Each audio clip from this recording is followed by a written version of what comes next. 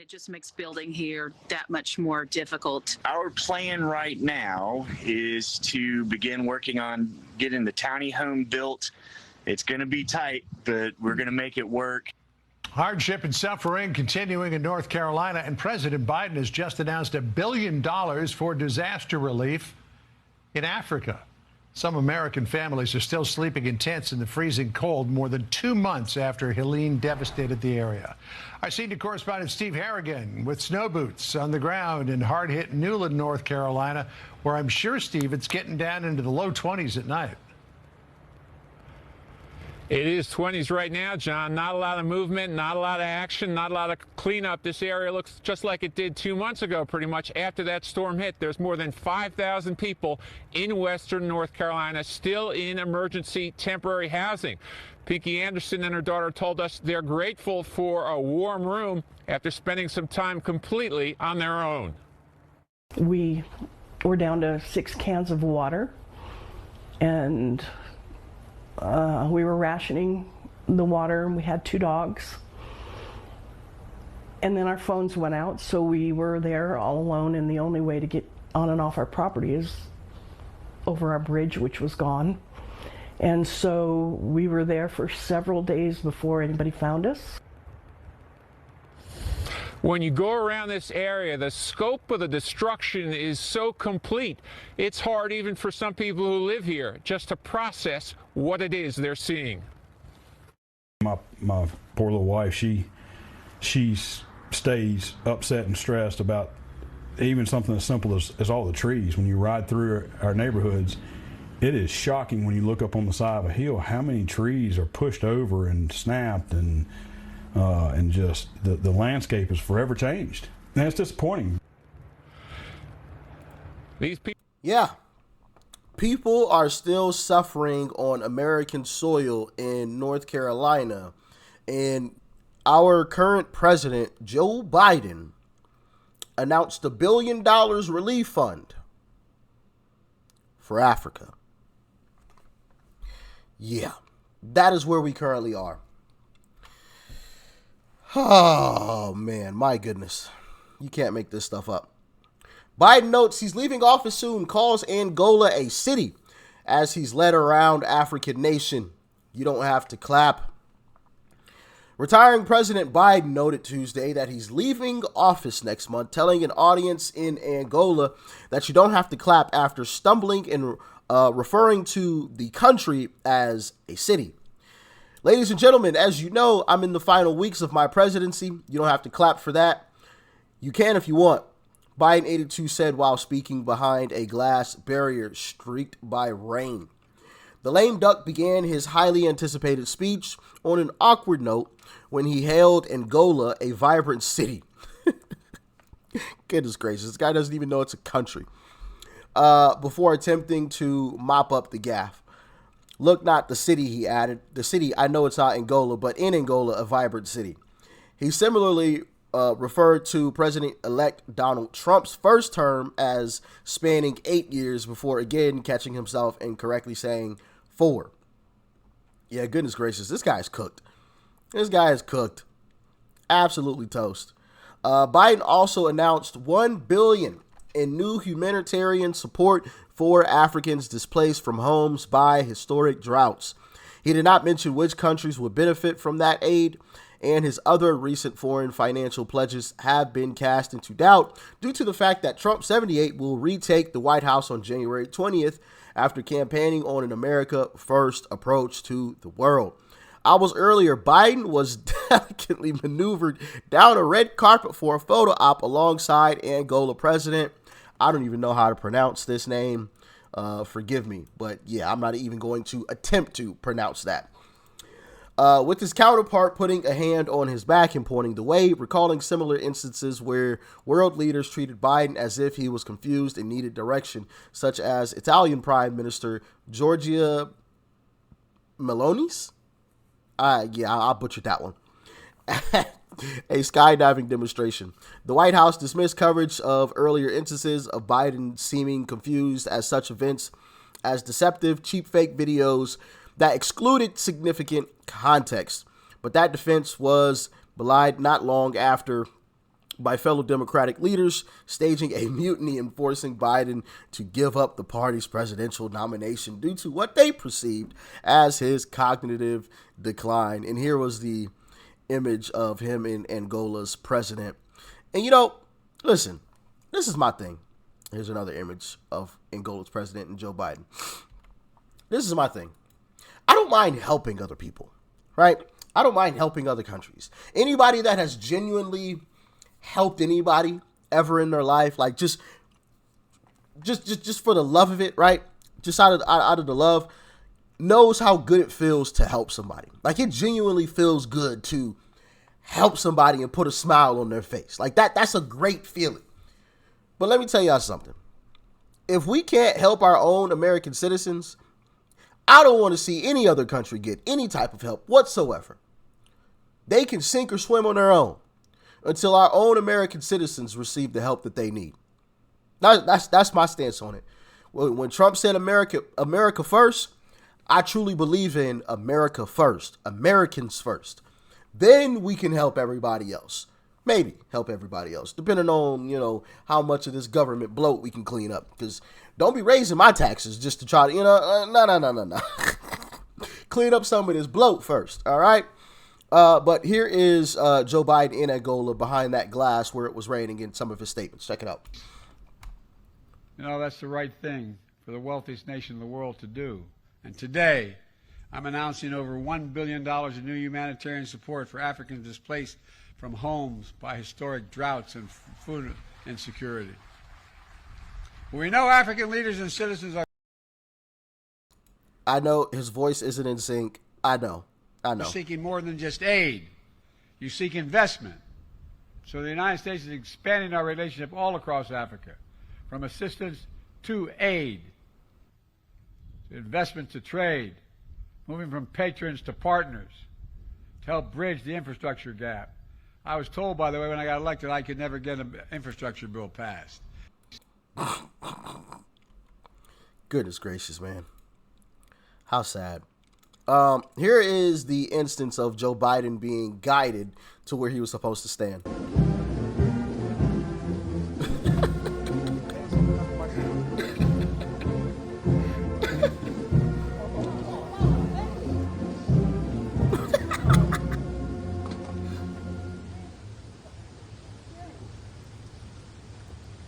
Oh, look.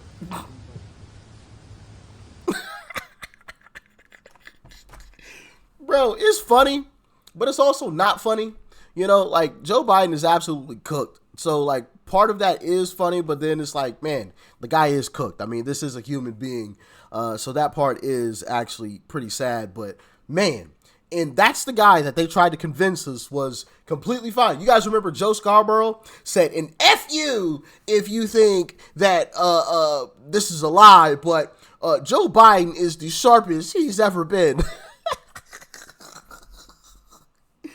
Yeah, Joe Scarborough stood on national television and said that. And F you if you don't believe this, but Joe Biden is the sharpest he's ever been, or something along those lines. Those weren't his exact words, but something along those lines. It was just like, what? Are you kidding me? Now, I actually know someone who's from Angola in Africa, like legitimately from Angola, Africa. I personally know someone from there. But let me tell you something. F Angola. Yeah, I said that. F Angola. I'm going to keep it PG. All right? Until we can help our American citizens, Angola can sink or swim on its own. Because when we got this going on... Snow and biting cold.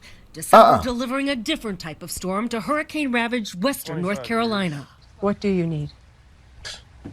Just people to come check on us. So, I don't know. His home destroyed. Steve Crowell showed us the tent he lived in for weeks. Is this your food in boxes? Yeah, people drop stuff off that we already have, and most of it's expired food.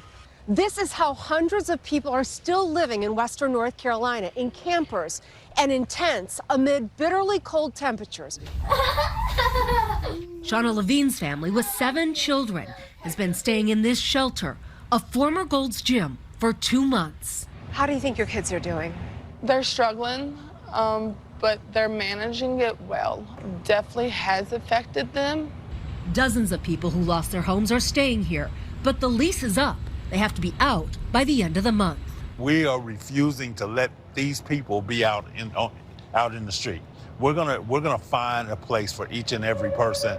The need across Western North Carolina is staggering. Would you like a soup and sandwich? Volunteers at this free food site in hard-hit Swannanoa are cooking 800 meals a week. This is 100% people taking care of people. Chris Smith has volunteered every day since the storm hit. No conditions, no politics. It's just, there's hungry people, we need to feed them. Relief centers with washing machines, Wi-Fi, and hot showers are a lifeline.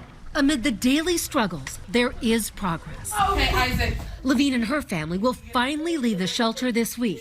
Not a permanent home, but 2 camper vans to be shared by 9. How has this experience changed your family? I think it has made us closer. Families have been torn apart, and we still have one another. Here in Swannanoa, along the river, it's more like a campground than a neighborhood. The homes here, they are either gone or unlivable, left behind the debris and campers and tents people are now calling their homes. Now, say I'm wrong if you want to. Go ahead.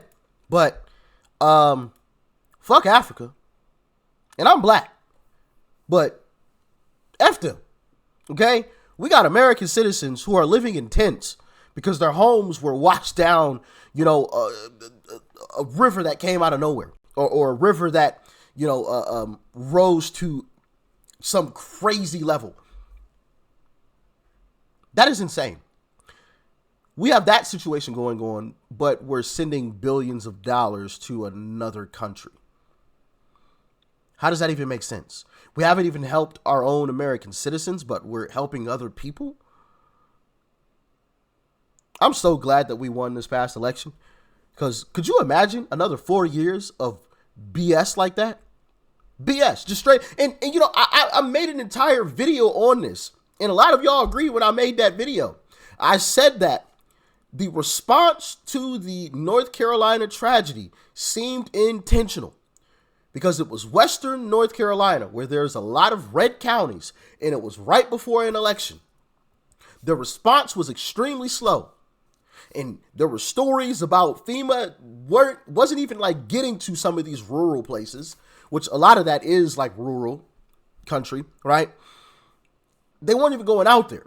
You heard stories and I played videos of it. Just regular folks like you and I, boots on the ground, saying, I haven't seen a FEMA person up here at all. Haven't seen them at all. Or we've only seen FEMA up here once and they just rolled through. They didn't stop. They just kept on trucking. I said it was intentional. And I still believe it is intentional. This is a FU from the Joe Biden and Kamala Harris administration. That's what this is, in my humble opinion. An FU. They know what they're doing. Like, granted, we may not like the decisions that these guys make, the policies that they push forward, but all of these folks aren't dumb, okay? Make no mistake about it. All of these folks are not dumb, okay? There are some very, very intelligent people in the Democratic Party, unfortunately. And so they know what this is. They know what this would have been perceived as and did it on purpose as an FU, in my humble opinion. Y'all can let me know if you agree or not, but I mean, it's clear as day to me that that was an FU. I'm going to travel to Africa after pardoning my son when I said that I wasn't.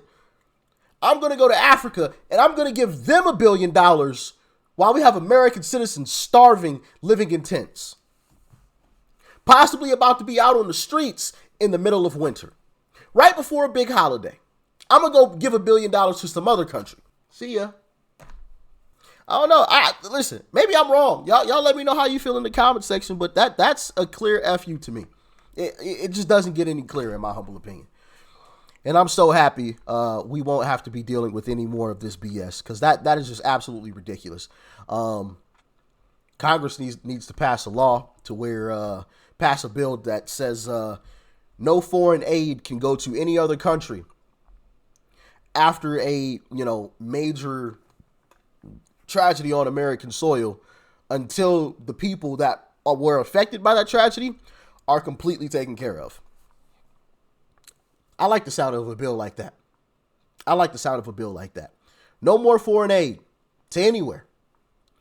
Anywhere. Doesn't matter if it's for a war. Doesn't matter if it's for humanitarian assistance. It doesn't matter. Doesn't matter. Don't care.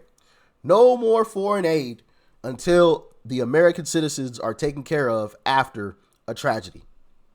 What y'all think? Y'all think it would pass? I think it would. I think it would. Because all Republicans will vote for it.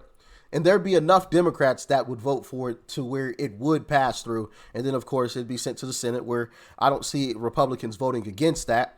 And then, obviously, Trump would sign it. So let's make it happen, baby. Let's make it happen. Y'all stay safe out there. Peace and love. I'm out.